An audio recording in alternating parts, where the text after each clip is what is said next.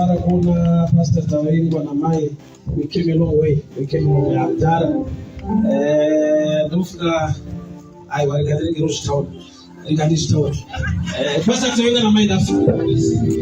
My nose, you actually stand and did I think it's a pastor for 10 minutes. I'm so happy, guys, for you. Thank you so much. I'm going to tell them why you would have opened Pastor Freddy. Now the pastors here, I didn't make it the prophetess. Mr. Amabuche, so amen. 2 Kings chapter 6. 2 Kings chapter 6. My case must be different. My case must be different. 2 Kings chapter 6.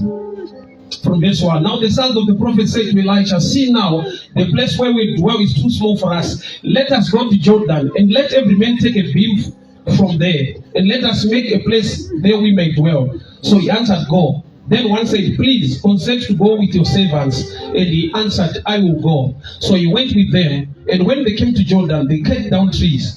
But one, as he was cutting down a tree, the iron axe fell into the water, and he cried out, alas, master, for it was borrowed.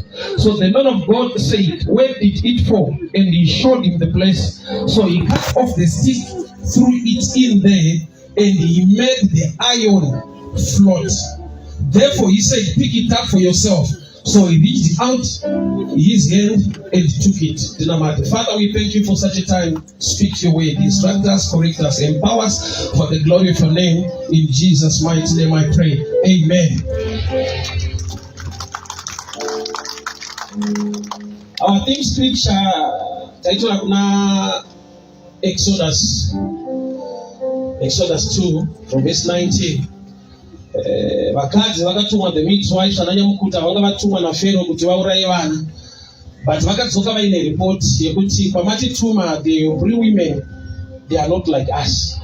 Tavi yatinosvika kuti tivabatsire ivo vanenge vatobatsirika kare vega, which means Mwari waona zvekurongwa neenemy wakaita bypass protocol yekuti panoda nyamukuta to assist you, but there was the grace of God yanga yakuassista vanhu nekuti kune vanhu vanga vadhe to destroy.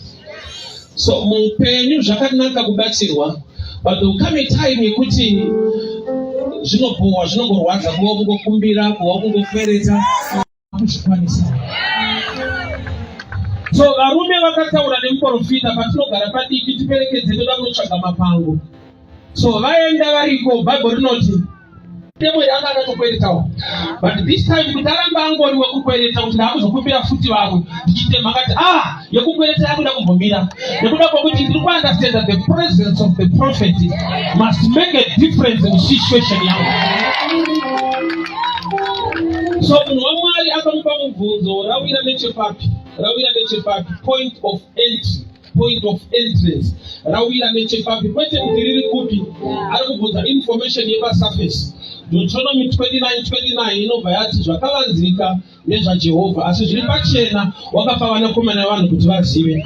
So which means pane information iri pasurface, iri pachena, that you must know. But the challenge yekuti demorawira mumvura paari kunorawira nechepapi, it's a tough question.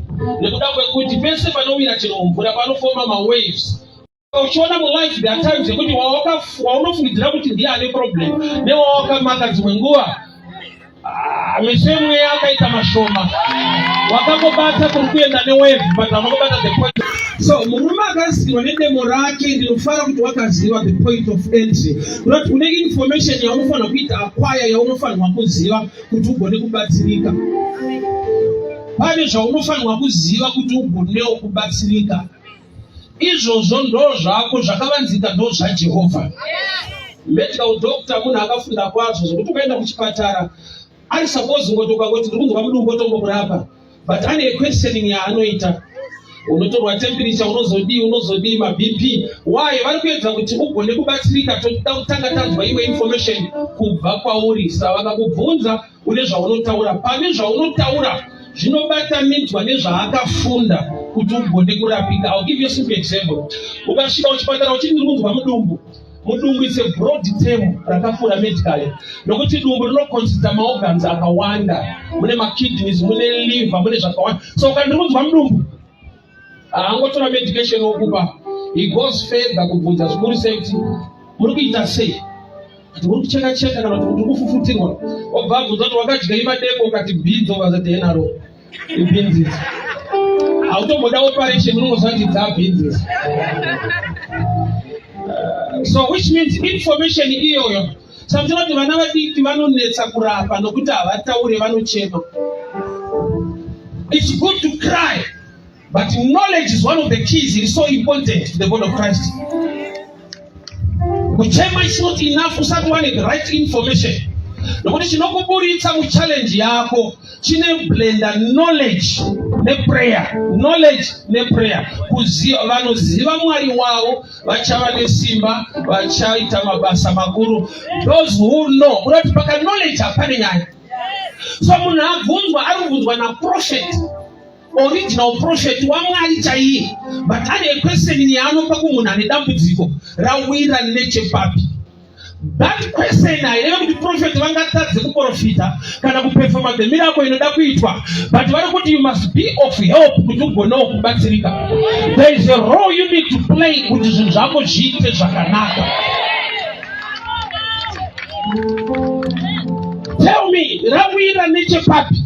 Ndokubva the point of entry. Bible not the prophet ndokubva vachora a branch of a tree ndokukanda pamusoro perwizi. One thing I know, pavakakanda this stick haina kuenda kwaenda demo. Really light. Rasiyana nesimbi the exit raida basi. In river. So pavakakanda it begins to flow. Kurukuenda rwizi ndokuenda the stick yakando.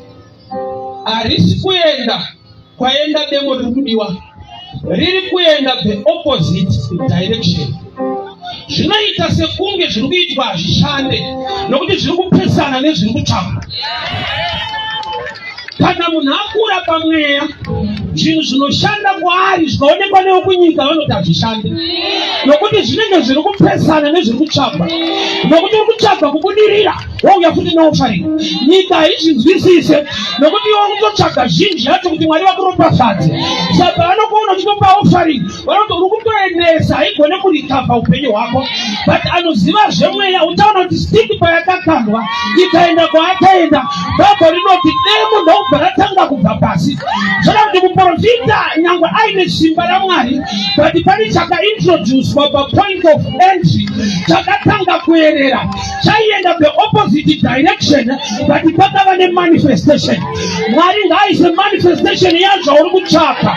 Pese paunoshumira Mwari then have the manifestation of your blessing. So chimuti chakaenda kwachakaenda, but Bible knows the exit ndokubva yabva pasi. Dema ili kune laws gravity. Chaita kuti rinyure. That law iri kushanda. Chinorema chaenda pasi. But paataura na prophet, surrender to the anointing. There is an anointing greater than every law. Yawakatenda shida ndeyemumuri kwenyu. Kuti vakaenda vakadzoka. But nekuda kwekuti wewe nyaya yako ine muprofita ine gomo. Kana wauya pano uchitaura na Mwari wako kuti kune malaws ekumba kwedu, but chandinoziva my case must be different. Kana matemu mamwe akanyura akasadzoka, I will recover my excellence. Kana business rakanyura profit ikasabuda, but nokuti nina Mwari wepachikomo, I will recover my business. There must be a difference. Zvikashaiwa difference zao zviite zvakanaka. Panofanira kuratidzwa kuti apa pana Mwari muzhinji. Nekuda kwekuti kune demo rakadzoka. Handizoti zvingani zvavo zvakamira kuJordan River. But only this extent. Nekuda kwekuti kuna ataura nemunhu waMwari. Kuti munhu waMwari ndiri kuda rangu kwete remumwe munhu. I'm tired of borrowing. I need my own. Ndaneta kutopiwa lift kwa vanodriver ndovakaita sei. Ndaneta kungobatsirwa panyaya idzi. Ndakudawo kubatsiri kwete mukwereti. Ingashoko rinoti you are not a borrower but a lender.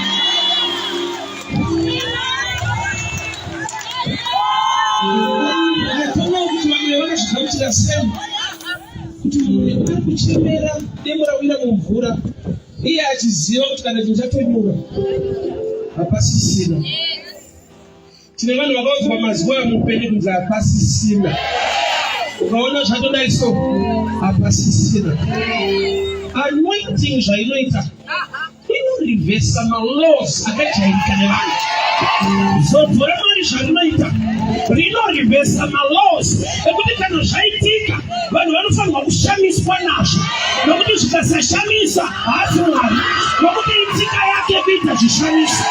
Vanhu ngavashamisike. Demo rakaenda kwarakaenda rikandogara kusorasa dzemakore mangani, demo kana rasina kudzoka kumba, kune rimwe simba rinodzora zvakaenda, kune simba rinorikavha zvakatorwa.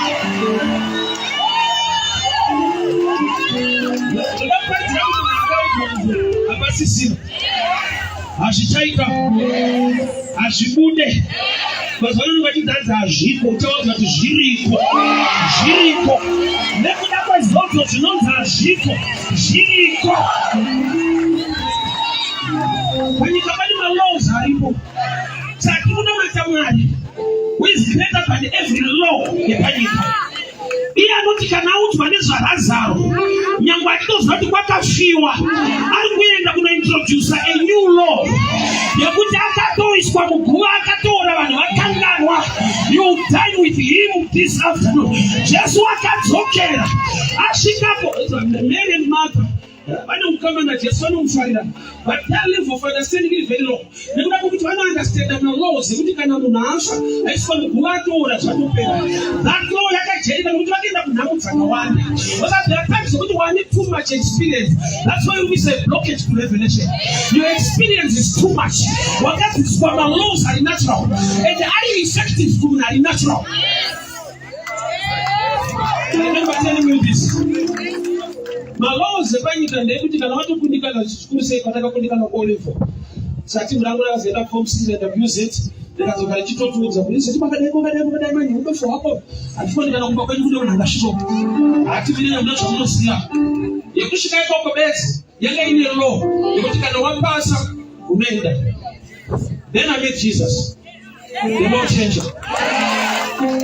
I was approached by the Muslims. The professor actually go. But he wants you to teach us the wisdom and what to teach us. That's one of the subject in missing. Yeah, you call that the missing teacher. Those guys, what are we never bend? You need never come, but you got there. Not just so I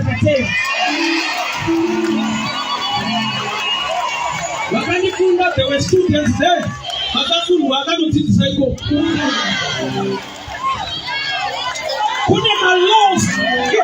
Too much experience is becoming blockage to revelation. Too much experience. But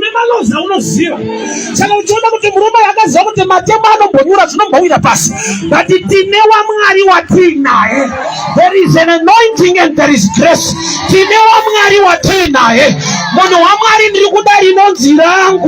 I am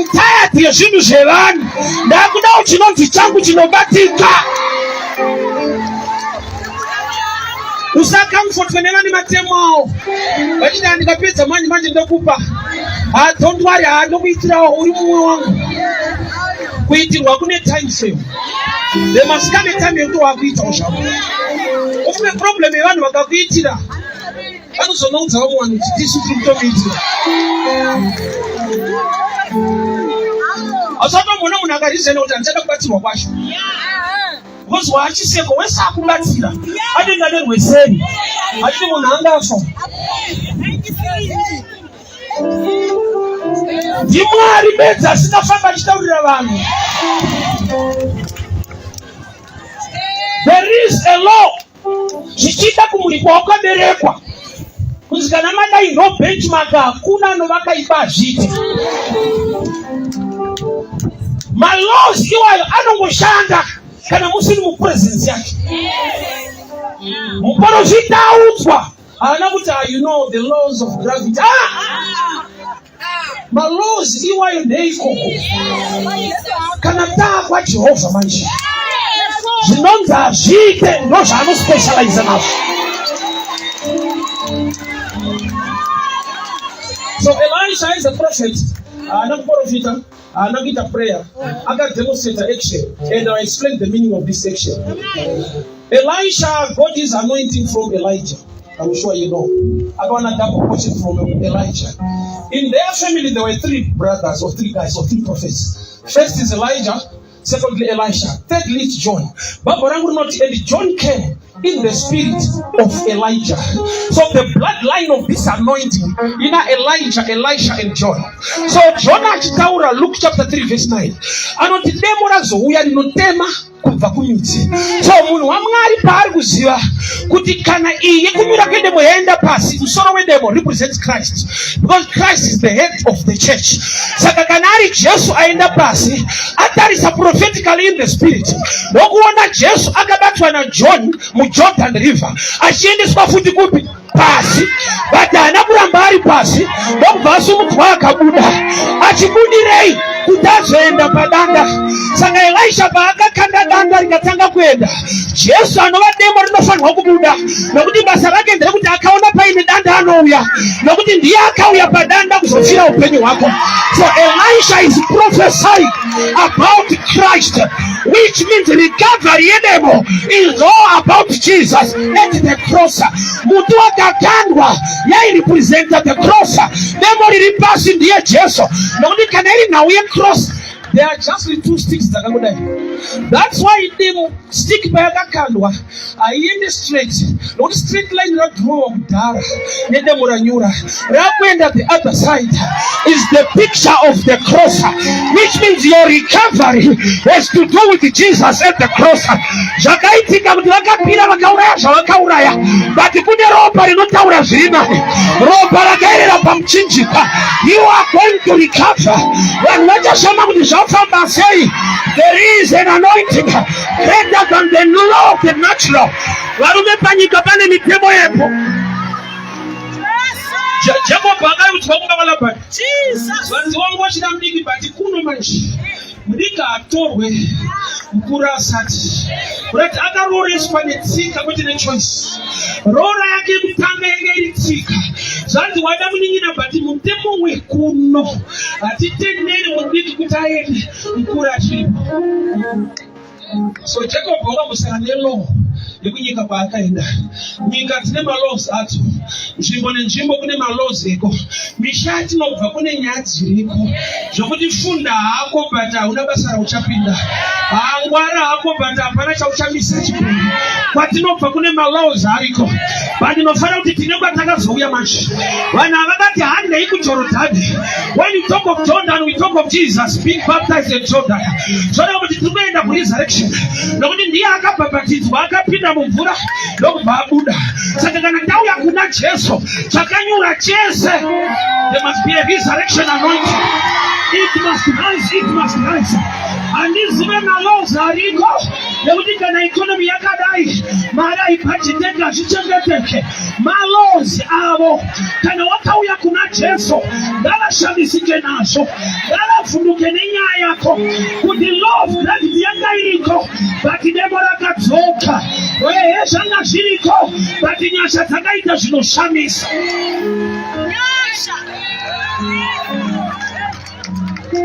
2008, Pastor Tuwenda knows it. I was so sick. So ndakaenda kuchipatara. Doctor ndokubva atora mareadings ese ari pakati. Ndokubva auya matata akagara ndokubva ashedza zita trai mwari pakuti ndiripo. Vanzi wauya nani? Ndega. Chirudzii. Because mareadings anga aripo ndemunhu asi kufamba. Anofanira kunge akatakurwa. Ndikataudzwa kuti vari mumawards ava, they are better than records ako. Iwe uri wese. But uri kufamba. Kune malaws medically ekuti marecords akaiswa paso ndokuti anokuudza kuti munhu uyu hakuna kwaari kuenda. But nachiremba anofanira kusvika paanoshamisika. Because wandiri kushumira is greater than a doctor. He is the creator of the universe. He is the mighty God, all powerful God. Zvoreva kuti pano chiremba akataverenga records. He was expecting munhu akarara pasi. Let's spend it. And people were expecting for him to fall down. Kune taisiro dzevanhu Nokuti fiber vaiziva kuti iri very poisonous. Kana yakaruma munhu changosara kuwira pasi. But they were shocked. Nokuti pano kuti handini ndinorarama asi Kristu mandiri. Kana nyoka yakaruma vanhu vakadonha pasi, kwete naJesu andakagamuchira ndinoizunzira mumoto, asi nyoka ndoichawira pasi. Vekumusha kwako ngavazvizive, vavakatadzisa kuita ndivavo. Iwe une nyasha dzinotevera upenyu hwako, zvakaoma zvakadaro. You are going to recover. Your case is going to be different. NaJesu ngavaite mutsauko. Peter was a fisherman, asakasangana naJesu. Vakabata hove vaitengesa. But time yaakatevera Jesu, akadzorwa kunobata hove kwete yekutengesa. Yakabhadhara yega ine mari mukana. There must be a difference. Kana wana Jesu, kuna imwe protocol iri serious. Kuna imwe grace. Yekuti zvamaitsvaga zvinenge zvakaudzwa pachena kare. Nemadhimoni ndakuprovoka masikati. Wechina yakajaivwa. Vakakuti hazviko utaura kuti zviriko. Mwari uyu achiri kuita minana, Mwari uyu achiri kugona basa rake. Your case must be different. Your case must be different. Vanhu ngavataure nyaya. Woti asiye uyu hatisada kuzviona. Asi zveuyu hatizonda akaenda kupi. Nokuti vese vatinodhila navo, this is the benchmark. Hakuna anodarika hapa. Vese vandakabata kumhuri yavo, this is the benchmark. Hapana anodarika hapa. But ndakuda kuisa a law. Ndakuda kuunza a spiritual law. Ndakuda kutaura the anointing. Nekuti kana wakushanda, uchashanda with the difference. Nokuti vakatokuudza kuti shanda hako but mugano ndeuyu. Ndine chitanda chandinoda kukanda musituation yako. Ndine chitanda chandinoda kukanda musituation yako. Ndine chitanda chandinoziva kuti kana chakuyerera chiri kutodzodzwa zvisingakonzeki. Zvausingagona kuunzirwa netete, anointing ngaizviunze. Zvausingagona kuunzirwa nehama, zodzo ngarizviunze. Zvausingagona kurongerwa nebasa rako nenyika, zodzo ngariunze zvinhu izvozvo.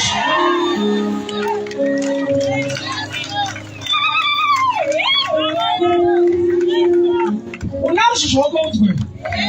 Kana ivo vanosvika pakuzvitenda kuti kwaona uzvazodai. Hapana. Ukaona katunga raenda pasi. Wachaka maexperience vanokutsanangurira. Vanoti ndakatoenda pasi ari kusvika kugara pasi pane Jesu. Rinogona kuvhara nyora futi mujesu masha. Profeta havasi kuti handei mariri. Vanoti toda kutuma simba riende kwazviri koko. Hatigona kusimuka pano tikaenda kumusha kwenyu izvezvi. But adati tiende neruoko rwenyasha. Paungaberekwa iwewe, paunobva iwewe, kune vasingakunde kwacho ikoko. Ndoda kuvhizita newo kumusha kwako. Pakaiswa benchmark iyoyo. Kune mazita akaiswa muhari.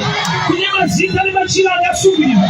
Father, in the name of Jesus, every spirit, dinobreka hari iyoyo, dinobreka hari iyoyo, dinobreka hari iyoyo. Wanirwanyasha, enyulo, dinotaura kutema mucha. Fire in the name of Jesus, fire in the name of Jesus. Raise your hand, I need to pray with you now. I want to break that law, break that law. Loyo,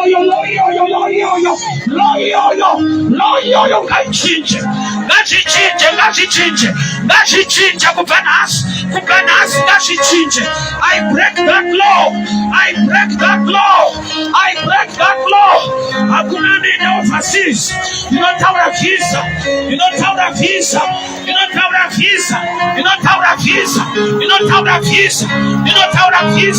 I break that law. Passport yako ngaitindwe. I break that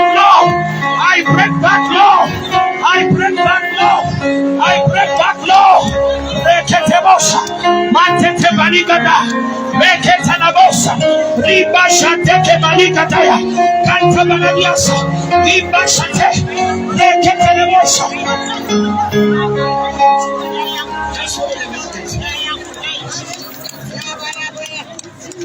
Raise your hands, people. Just be quiet to keyboard man. Just a minute. Don't talk about, but one thing I know, the hand of the Lord is not short. Don't believe in it. It's not matter anyway. My laws are about you cannot see no kuziva or no kodenda cannot see no mira newe. My laws are why. That's how it. Maria, nyango sina kuziva murume, but the Holy Ghost will overshadow you. Kuna kuti kana varume vakasakuziva, kana vakadzi vakasakuziva, mweya mutsvene ngaachita basa newe. Baba ndiri kunamata, just raise your hands. I decree and I declare every law kumushamo kaberekwa sika yoyo by fire by power, every demon Roreka chanta gamuchilika basangari ndeke profiti ngaibatike nesita la cheso.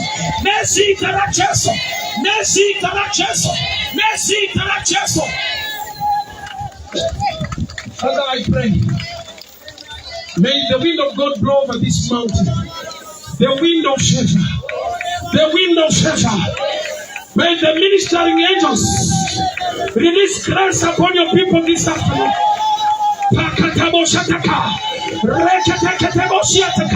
Receive grace, receive favor. Your case must be different.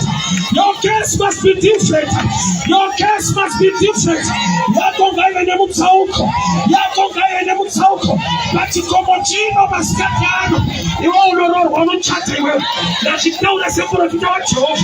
When she didn't silence every voice, I silence it by fire, by power. You travel overseas. You know it didn't have his Abacomopano. You would tell that his Araco. Zion Wamasu. Me Kanabusaraquayo. No one watch your horse. Machine Peshangarekans. Mindroyako. Mindroyako Gaishikamu Penuako. In the mighty name of Jesus. In Jesus' mighty name I pray. Amen. Just get the hands.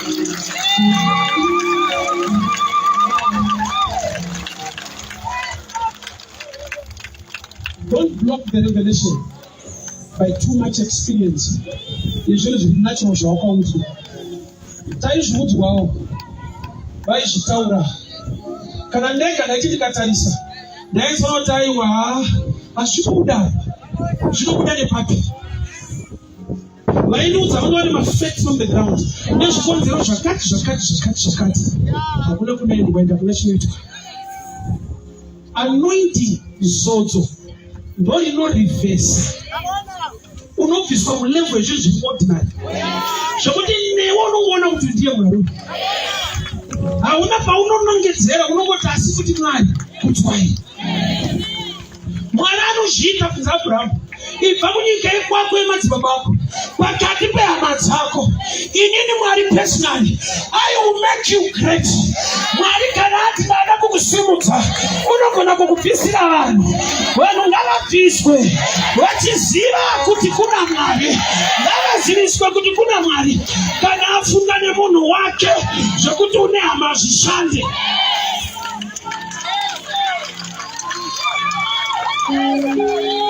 I'll make you. Marano Shita. That is Simaracho. So I told you this is why it challenged me so much. But not in the beginning. God created the heavens and the earth. All diatrine is a natural builder. He starts with the foundation, the walls, and the roof. A supernatural builder, he starts with the heavens. Mariwaka sika denga nenyika. Chakaita kuti denga limambiriri mudenga. Akalipasitari kuti uri denga pasimucha gulu. Mwari ngakusimudzire. Pasina madziro nefoundation yedzidharapo. Nyasha ngadzikuita kuti uflote.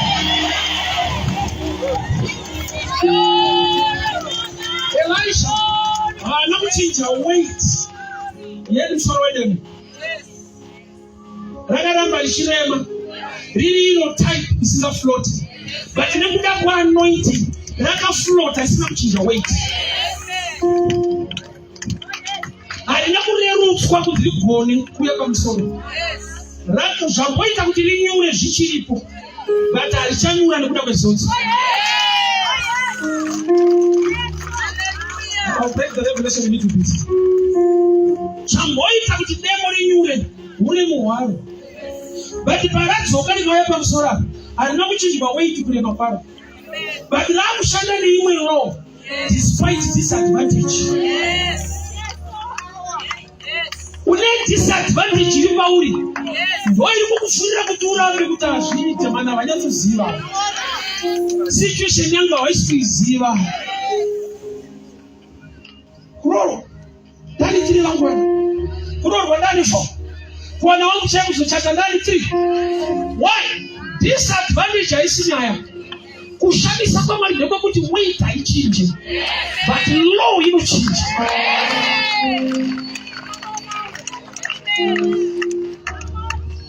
Kuna madaka kamuchirwa. Ndikafunza ndarundi kamuchira hanyatsoziva kuti ndani. Atipe multipractice muri pasi panomushanda working job. Ndauya pakamba mulungu akanditi just be the supervisor of these guys. Awone vanoti supervisor vacho vakarongeka vakati fundei. Ndikaenda naye paside ndinotaura naye. Like boss, remember mapepa echikoro hapana. Zvikanzi aiwa une one thing chawakapasa. Remember telling kuti vaifura achitotamba golf. Saka akaponzerwa nevhiri ndikamubatsira kuchinja vhiri. So andisheedza kubasa. Ndamuudza kuti ndine advantage handina kufunda zvanzi wakapasa pakuchinja vhiri.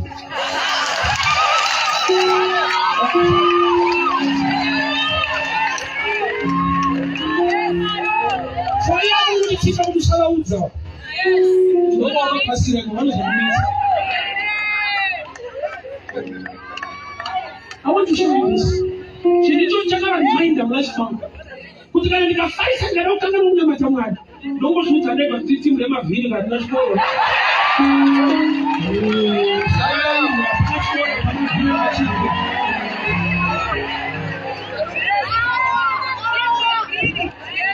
That's why weight is huge, my dear. We can make them shukudha.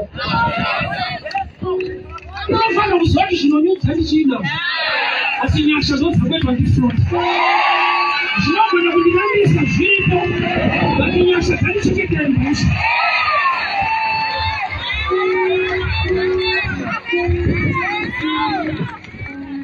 Kana Mwari vaita chinyishi. Continue to trust, believe in the worship. Kana zvenyu mazopa mama pamusoro maflota madzokera makutema munodzva mumatemo wenyaya.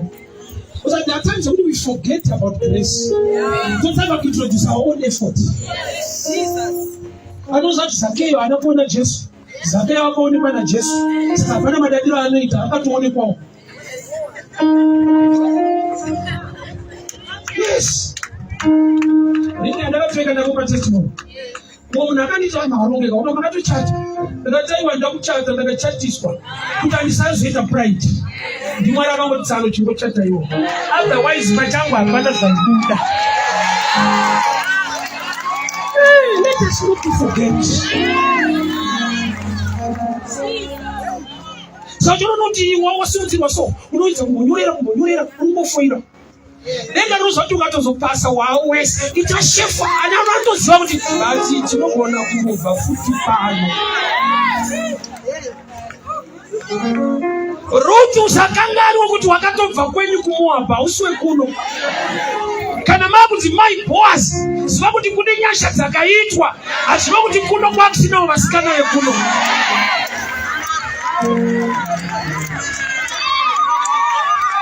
I always tell people when you know, when you understand grace, it's impossible to do that. Ukaziva kuti nyasha utomudada zvite. Tine kuti vakablesswa kana vakukudza vanokudza kwemwema zvinhu zvakaoma kuti uite. 6 ways how to attract Jesus. Zakeo wakaonekwa. Usakinyorere 6 ways. Wakaonekwa mnaborego.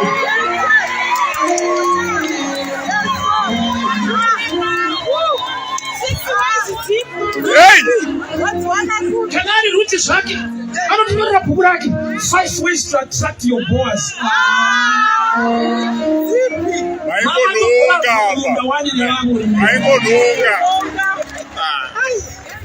Yakungouya naNaomi makunyora mabhuku 5 ways to attract boss. Usaiswe pressure nevanhu. Mwarane nyasha. He is the way. I'm sure my time is done. But my declaration into your life. You know the configure the way road. It's never too late with Jesus.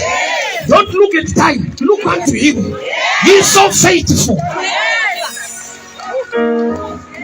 System ya kubereka Sarah yanga isisipo, but the anointing is greater than system. Ma system ari kunyika anetirwa neikoko kwete vana vamwari. Isaac wakadyara mugera during famine akakohwa. Advisor wa agriculture hapo advise kudyara mufamine.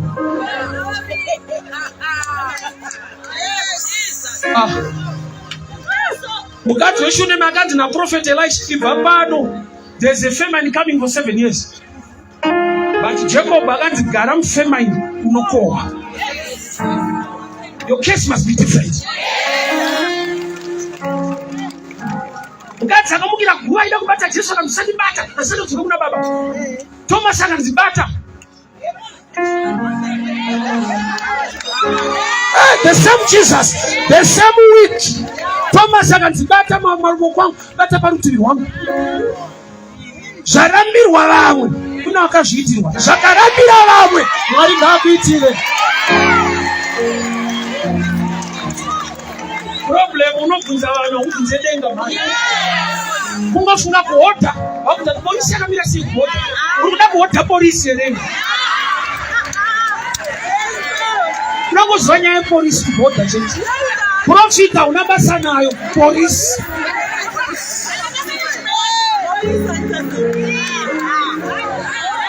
Kana iwe kunohodha ngavaende maofu. Zviriko.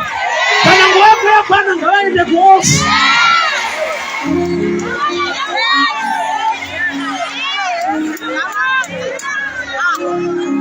Naimba kuwangesha kunogwara teva wange conference.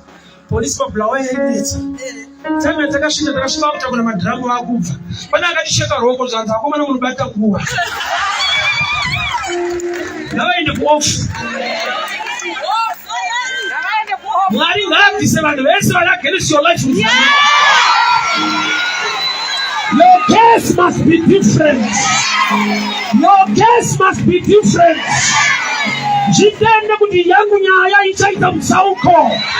Rangu basa richaita mutsauko. Yangu passport ichaita mutsauko. Nezita raJesu. Father, we thank you for your word. We thank you for your grace. We thank you for your favor. Mazita nodara kupeni wedu. Iyo matemo aya Mwari. Akaenda kwatisingaona. Iyo mabusiness akangotsakatika. Nyangwe relationship yakangotsakatika. Mwari wa restoration. Nokuti ndiri pano pachikomo. Pazodzo neprofita wenyu. Ndinotaura zodzo ngarichinje malows ari natural. Zodzo ngariundiunzire recovery. My case must be different. In the name of Jesus. We can clap hands for the Lord. God bless you, my Wakitrenyashi.